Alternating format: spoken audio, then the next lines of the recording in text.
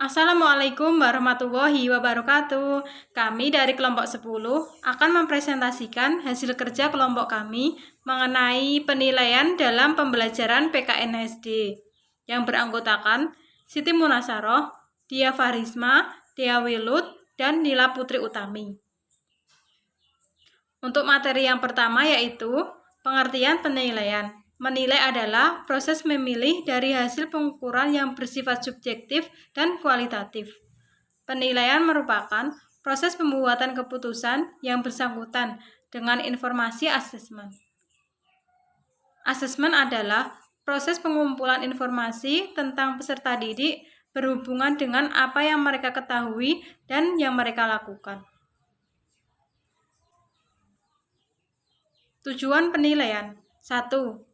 Membantu dalam proses belajar mengajar, seperti digunakan untuk melihat keberhasilan peserta didik. 2. Memberi motivasi atau semangat belajar siswa, seperti memberi apresiasi terhadap karya peserta didik. 3. Menilai ketepatgunaan strategi, metode, dan teknik pembelajaran. Jadi, kita mengetahui apakah metode tersebut sudah cocok diterapkan dalam proses belajar mengajar. 4. Mengetahui keberhasilan peserta siswa. Dapat dilakukan dengan cara memberikan contoh soal. Bentuk-bentuk penilaian. 1. Bentuk tes. Bentuk tes merupakan bentuk penilaian yang meliputi tes objektif dan tes subjektif. 2. Bentuk non-tes. Bentuk non-tes merupakan bentuk penilaian tanpa menguji peserta didik, tetapi dengan melakukan pengamatan secara sistematis. Contoh bentuk penilaian tes. 1. Bentuk tes objektif, seperti isian singkat, pilihan ganda, dan menjodohkan. 2. Bentuk penilaian subjektif, seperti observasi atau pengamatan, skala sikap, wawancara, presensi.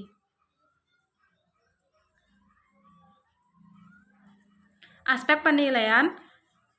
Yang pertama, ranah kognitif yang terdiri dari pengetahuan atau ingatan, penerapan atau aplikasi, analisis, sintesis, dan evaluasi. Yang kedua, ranah afektif yang terdiri dari penerimaan, pemberian respon, penilaian, pengorganisasian, dan karakterisasi.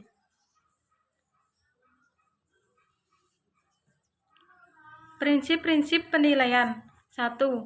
Prinsip belajar tuntas atau mastery learning, yaitu siswa tidak diperkenalkan mengerjakan pekerjaan berikutnya sebelum mampu menyelesaikan pekerjaan dengan benar dan berhasil dengan baik. Yang kedua, prinsip acuan karakteria atau character reference test, yaitu guru harus menentukan standar minimal pencapaian hasil belajar terlebih dahulu dalam jangka waktu tertentu. 3. Prinsip penilaian berkelanjutan, yaitu penilaian dilakukan secara berencana, bertahap, dan harus terus-menerus untuk memperoleh gambaran tentang pembelajaran siswa sebagai hasil kegiatan belajar. 4. Mengukur 3 ranah atau aspek bentuk setiap individu secara adil, yaitu kognitif, psikomotor, dan afektif. Instrumen penilaian. Kaidah penulisan soal untuk objektif dalam bentuk pilihan ganda. Pokok soal yang menjadi permasalahan yang akan ditanyakan kepada siswa harus dirumuskan secara jelas. Perumusan pokok soal dan alternatif jawaban hendaknya merupakan pernyataan yang diperlukan saja. Untuk setiap soal hanya ada satu jawaban yang benar atau yang paling benar.